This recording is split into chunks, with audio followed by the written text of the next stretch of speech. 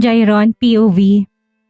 Umuwi ako ng mansyon. Hinahagod ko ang ulo nang masalubong si mama. Hindi siya mapakali sa kinatatayuan. Malamang kanina papabalik-balik ng lakad. Nakatiklop ang nanginginig niyang mga kamay. Mabilis pa sa 4:00 niyang inangat ang ulo ng maramdaman ang presensya ko.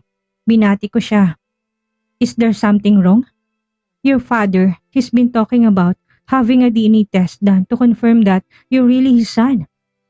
I don't understand why he's still doubting you. Sigurado akong anak ka niya.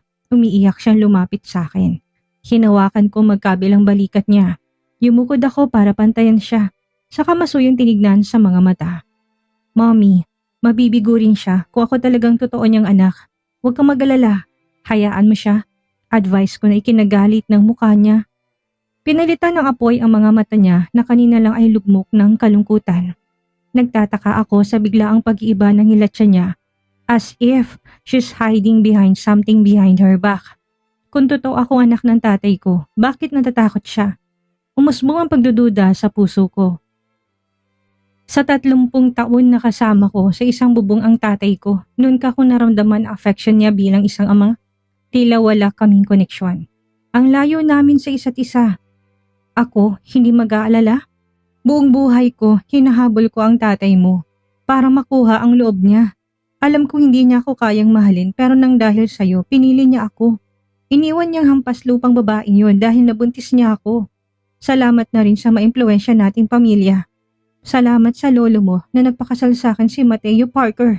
Mariin niyang tapat na patuloy na umaagos ang malulusog niyang mga luha. Naalala ko si Marlo Llanares, ang batikan kong lolo, ang maimpluwensyang ama ng aking ina. Mula siya sa angkan ng Llanares. Kadalasang kinikilala sa larangan ng politika, malalaking negosyo at iba pa. Ilang taong senador si lolo at ang lola naman ay nagmamaari na naglalakihang mall dito sa Pilipinas at may iilan sa ibang bansa. Kung magulo ang pamilyang Parker, mas magulong pamilyang Linares. Palagi involved sa mga patayan, sindikato at nasa kuro-kuro na mga miyembro sila ng mafia. Mabuti wala akong paki sa kanila. Mukha kasing mga drug addict ang pinsan ko. Iniiwasan ko sila hanggat kaya ko. Niyanig din ako sa revelasyon ng nanay ko. May ibang babae si dad noon. Tapos nagmumukhang kontrabidang nanay ko para isalba ang sarili sa kahihiyan. Isa rin pala siya sa biktima ng mga arranged marriage. That is why I hate arranged marriage. Kagaya niya, hindi rin ako makawala sa mga Espinoza dahil sa katarantaduhan ng tatay ko. Past is past, mom. Wala pa ring magagawa si dad kung totoo niya akong anak. I assured her. Matigas siyang umiling, habol ang hiningang napasinghap sa hangin. Gagawin ko lahat na huwag mag-ibang bagay na pinaghirapan kong buuin. Pinunasan niyang mga luha gamit ang kamay. Kinuha kong panyo tinabot sa kanya. Winasiwas niyang kamay. Senyalis na pagtanggi at umupo sa divan. Binulsa ko ang panyo. Mabigat ang katawan na humakbang. Init siya ang buhing blazer ko sa gilid at umupo. Hinahawi niyang buhok mula sa mukha. Nagdikit ang braso namin kaya pati ako nahawaan ng pangangatog niya. Sabog ang make-up ng nanay ko. Animoy ginahasa ng 10 tao sa sobrang kalat ng eyeliner at naglalahong lipstick. What shall I do? He still can't forget his so-called first love. Nangihinang angil niya. Pinatong ko ang kaliwang kamay sa balikat niya. I'm desperately trying to console her, but my effort seems futile. As her grief consumed her like a raging storm, leaving me powerless to reach her heart. O sakali mang babalik ang first love niya, anong gagawin mo? Papatayin mo ba? Of course! Nagulat ako sa reaksyon niya. Sinusubukan ko lang siyang i-challenge pero handang maging kriminal ang nanay ko para sa pagmamahal ng tatay ko. Pesting mga first love yan. Kapag si Anessa, makita ko na may iba, papatayin ko rin siguro. Mommy, you're not a criminal. Kaswal kong saad sabay ipit ng buhok niya sa tenga. I must do it if I have to. Nakatiimbagang niyang banggit. Lumukso yata ang puso ko sa dibdib. Seryoso siyang magiging kriminal? Mommy, listen to me. Inikot kong katawan niya para matignan niya ako. My mother in her 40s is trying to act cool but she's really vulnerable inside. Hindi ko natuloy sa pagsasalita nang inunahan niya ako. Your father is feeling increasingly paranoid about that woman and our family business. Even though he gave you the company, he's still worried that you will fail. Tumangis ang bagang ko. Lumabas sa matagal kong kinikimkim na galit sa kanya. Tinrato niya ako na parang anino. Naghihirap ako para makuhang loob niya. Pero walang epekto. Ngayon sisirain ng lahat dahil sa babae niya. Inalis ni Mom ang kamay ko sa balikat niya. Kinuha niyang isa para pagsabayin na ginaga. Jairon, my son, I need your help. What is it, Mom? Tanong ko kaagad. Help me to convince him no to go through with it. Dagli kong pinilig ang ulo, sumalpok ang puot at pagparirindi ko sa ama ko. Alam mong hindi ko siya makokontrol. He's my father but I have no power in this. If he wants the test, he'll get out. No. Natatakot ako na mawala ka dahil sa kabaliwan niya. Masisira ang pamilya natin kapag lalabas ang totoo. Pilit niyang ngunit agad na tiniko mabibig sa huling mga salita. Umagting sa tenga ko at naguguluhan akong intriga sa sinabi niya. Anong totoo? Wala ka namang dapat ikatakot kung sigurado kang anak niya nga ako. May tinatago ka ba, Mom? Tinaas niya ang dalawang kamay. Nalalaki ang mga mata. Sa galaw niya, parang may gusto siyang depensahan. Nasa ilalim ng pagproseso ang sistema ko na nag-vibrate ang cellphone ko sa bulsa. Sino namang tarantado ang tatawag ng ganitong oras? Mag-aalas 2 na umaga. Hindi natulog ang nanay ko sa kakahintay sa akin. Sa lagay niya, sino ba ang makakatulog? Itong mga magulang ko. Matagal na panahon ng hiwalay ang mga silid kaya hindi nila ako nasundan. Nakaismid akong tinignan ng screen. Si Melena, ginugulo ako ng ganitong oras. What she want? Buisit. Papatayin ko na sana pero bigla ko na konsyensya. What? Sagot ko pero ibang boses ang nagsalita. Jairon Parker, right? Paninigurado niya, nagsalubong ang kilay ko. Why?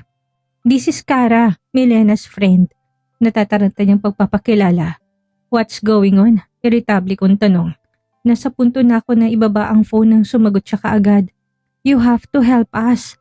She's in jail. She blurted out. Tinirik kong mga mata. Paki ko, nababagay lang sa kanya yon. Nagde-drive siya ng lasing and then the police caught her. Kailangan kanya to bail her out. Namamaos niyang imporma, naiiyak na sa sitwasyon ng impakta niyang kaibigan. Hayaan mo siya magpalipas ng gabi dyan. Pauuwi naman siya siguro bukas. Walang buhay kung wika. Please naman she's freaking out in there. Wala na kaming aasahan pa. Fiancé ka niya at naniniwala siya sa'yo. Iritada ako na pabuga sa hangin. Hayaan mo siyang maniwala. Suminghap siya, tila umiiyak na rin. Puntahan mo siya dito, parang awa mo na, pamimilit niya. Ayoko sana, pero magmumukha akong masama sa iba. I let out a heavy sigh. Sinuklay ng daliri ang buhok, isa namang gabing nawalan tulog. Kakasettle ko lang ng pang-araw-araw kong gawain. Sinisikap na i-manage ang Parker Enterprises. Sinusubukang kalimutan lahat ng magugulong kaganapan sa aking buhay. Pero dinagdagan pa ni Melena. Ang sarap niyang batukan. Fine, pupunta kagad ako. I relented. Thank you. Hihintayin ka namin dito, sabi niya sa kapinatay ang tawag. Humugot hininga akong tumayo, binulsa ang cellphone. Mom, it's an urgent. Hindi ko siya nintay na sumagot, kumaway lang ako bago siya iniwan. Anessa, POV. Okay ka lang ba, Anessa? Kanina ka palutang dyan, agaw pansin ni Riley sa akin. Kumibo ako at napakurap. Hindi ko na malayo na zone out ulit ako. Padalas na yata. Pilit akong ngumiti. Winaksi ang lahat ng alalahanin sa opisina, lalo na kay Jairon. Sariwang-sariwa pa sa akin ang paglapastangan niya na ikinasarap ko naman. Kaya nung nakarang araw, sinikap ko na wag mag-cruise ang landas namin. Okay lang ako. Puno lang ng office work ang utak ko. You know, marketing campaign is consuming me. Kaila ko, niyakap ang throw pillow habang kampanteng nakaupo sa couch. Tinanghali ako sa pagmuni-muni dito. Ilang film na sa Netflix ang pinanood ko. Kaso wala akong maalala. Sabado ngayon, may precious day off. Yung inakala ko makakahinga, ngunit dumating ang unexpected ang kaibigan ko. Animoy ipo-ipong nagtungo si Riley dito nang malaman niyang wala akong trabaho ngayon. Bagamat abala sa negosyo niya, naglalaan talaga ng oras para sa aming mag-ina. Na-miss niya kami ni Riven at gusto niyang lutuan kami ng lunch. Ang saya naman ng buhay empleyado ng Parker, hirit niya. Sana masaya nga, wika ko, nilingon ko siya. Sumingkit ang mga mata ko nang mapuna siyang tinatanggal ang laman ng dalawang supot na nakapatong sa lamesa. Riley, anong binabalak mo? Bigla ka nagpa-grocery sa amin. Akala ko ba, pumunta ka rito para tumambay? Kinamot niya ang batok. I just want to do something. Balak mo ba na magpatayo ng grocery store? Biro ko sa katumayo mula sa couch. Kumihikab ako na nilapitan siya. Gusto ko kayong lutuan ni Riven. Napapansin ko na puro kayo takeout at snacks. Minsan pakainin mo na masustansyang anak mo, saad niya. Binuksan ang karne na naka-vacuum pack. Nilibot kong paningin sa ibabaw ng lamesa. Naantig ang puso ko sa dami ng pagkain na binili niya para sa amin. Makakapag-save ako ng sahod ko kasi 1 week grocery na din to. Siguro nga aabot to ng 2 weeks. Opo, Lolo. Tudyo ko sa kainipit ang boses na parang bata. Pinakuluan niya ako ng masamang tingin. Mukha na ba akong lolo? Mas mukha kang lola sa akin, natatawa niyang sabi. Kumuha siya ng ilang gulay gaya ng kamatis, carrots, patatas at lettuce. Teka, bakit ang dami naman ang lulutuin mo? Wala namang okasyon ngayon? Usisa ko. Sinundan ko siya sa lababo para makita ng maayos ang ginagawa niya. Isang chef, si Riley, sa sarili niyang family restaurant. It is a French-inspired family restaurant that is famous in a variety of classic dishes like raw monsieur and fresh onion soup. Pinaplano kong pumunta doon pero wala pa akong time. Balang araw. Hindi ako makontento sa isang menu. Dapat marami para marami kayong pagpipilian. Pagpasensyahan mo na ako. I am just a humble chef who is always looking for the perfect ingredients. Rason niya. Buong atensyon niya ay nasa gulay na hinuhugasan. Nagpapakitang gilas ka na naman. Siguraduhin mo na mas masarap ang luto mo kaysa sa akin. Biro ko, tumigil siya. Nagtagpo ang aming mga mata. Kumislot ako na makaramdam ng spark sa pagitan namin. Sino bang hindi kikiligin sa gwapo at mabangong binata na to? He looks like Leonardo DiCaprio on his teens. Maputi, makinis ang balat, matangos ang ilong, bilugan ng muka, mapupungay ang mga mata. Lalo siyang gumwapo sa bagong hairstyle. Ngayon na nainitan siya, ang hot niyang tingnan. I'll make sure na makakalimutan mong pangalan mo pagkatapos mo itong kainin. Kaswal niyang pahayag. Binalik ang sarili sa ginagawa, halatang nag-e-enjoy. Kumunot ang kilay ko, seryoso ba siya? Iniwan niyang trabaho para pagsilbihan kaming mag-ina? Ano naman ang lulutuin mo? Untag ko. It's just a simple but colorful vegetable stir fry with some marinated chicken and maybe a fruit salad, paliwanag niya. Nakatalikod pa rin sa akin. Ang weird naman ng fruit salad. Pwedeng ice cream na lang? Angal ko, umaandar ang pagiging organic niya. All biological foods. Nagkabusangot tuloy ako sa fruit salad niya. Halos masuka ako kapag marinig ang fruit salad dahil ito ang pinapakain palagi sa akin. Seryoso ka? Ice cream? Ang hilig-hilig mo talaga sa junk foods, no? Huminto siya sa hinihiwang gulay para gawaran ako ng malalim na tingin. Humalakak ako para pagaanin ng tensyon. Come on, minsan lang kami kumain ng ice cream. Huwag kang OA. Ako pa ang OA. Hirit niya, binalik ang sarili sa paghihiwa. Napabilib ako sa sobrang bilis ng paghihiwa niya ng mga sangkap. It's for your health, Anessa. Lalo na kay Riven. Don't influence him to eat junk food. Kailangan niyang matutong kumain ng totoong pagkain. Kunwari nagulat ako, sabay tutup ng dibdib. Dinamay pa si Riven. Huwag kang mag-alala, favorite food niya matatamis lahat. Ang dali namang sabihin, how do you expect him to grow up strong and healthy if you keep feeding him sugar and artificial nonsense? Hey, I am not a gourmet chef like you. Kung anong gusto ng anak ko, binibigay ko lang. Dapat mong pakainin ng organic food si Riven. I'm here to guide you. Don't forget it. Okay. Sabi ko habang pinipigilang tumawa. Ang cute kapag nagla-lecture. How about this? You make your healthy meal and I let Riven have his ice cream as a reward. No, react niya kagad. Lalo kong natawa, para siyang striktong tatay. Napawi ang tawa ko nang bigla kong maalalang ama ni Riven. Ganito rin ba siya kastrikto sa anak niya? Oh God, why I'm thinking of Jairon right now is nothing compared to my friend Riley. Pinilig ko ang ulo, hindi ko dapat siya iniisip sa ganitong pagkakataon. Sinira niya ang mood ko, humugot ako ng malalim na hininga. Ano bang may tutulong ko, Master Chef? Sabad ko sa kanya, kumuha muna siya ng kawalit nilagay sa gas stove. Just sit there and watch a movie with Raven. Mautoridad niyang utos, but I want to help you. Baka hindi ka pa matapos niyan. I insisted. Humiling siya, frustrated na bumuga ng hangin.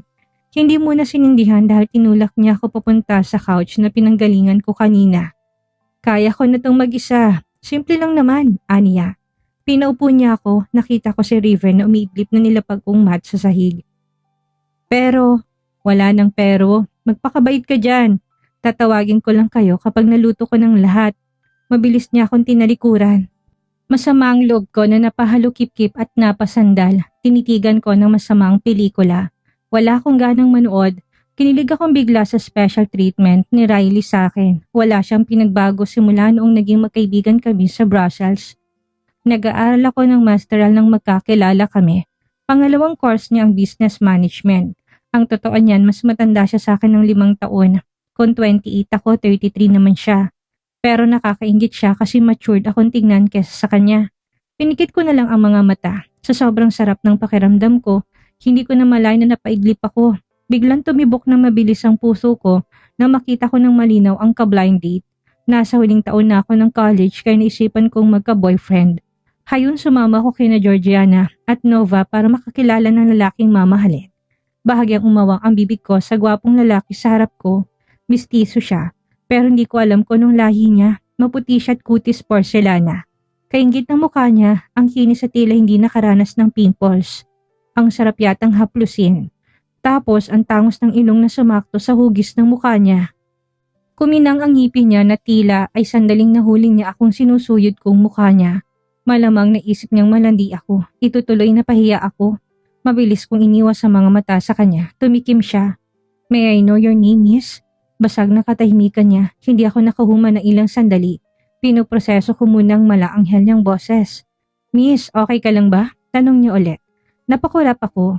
Binaling ang mga mata sa mga kaibigan. Kagaya ko'y may ka-blind date din sila. Ikaw muna, anong pangalan mo? Balik na tanong ko sa kanya. Jairon Parker. Bumalentong ang puso ko nang marinig ang pangalan niya. Nagwalang paru-paro sa tiyan ko. Nalambot ang tuhod ko sa tindi ng panggigigil ko. This man, he made me fall in love at first sight. Ikaw, miss, dugtong niya. May hinahon at mahaba ang pasensya niya akong hinintay. Tinutup ko ang bibig. Binababa ang tingin sa ininom naming alkohol. Gin lang ang inumin namin. Anessa Lacosta, nautal kong sambit. What a beautiful name. I think I started to like you. He complimented. Gulat ako na napatingin sa kanya ng diretsyo, lalong lumakas ang tibok ng puso ko nang ginawaran niya ako ng abutengan niyang ngiti. Nabighani ako sa kanya kaya hindi ko magawang magsalita. Papayag ka ba na maging girlfriend ko pagkatapos ng 3 date natin? Tanong niya, sinisigurado niya na susundin kong rules ng blind date na to. Mahina akong tumango. Oo naman.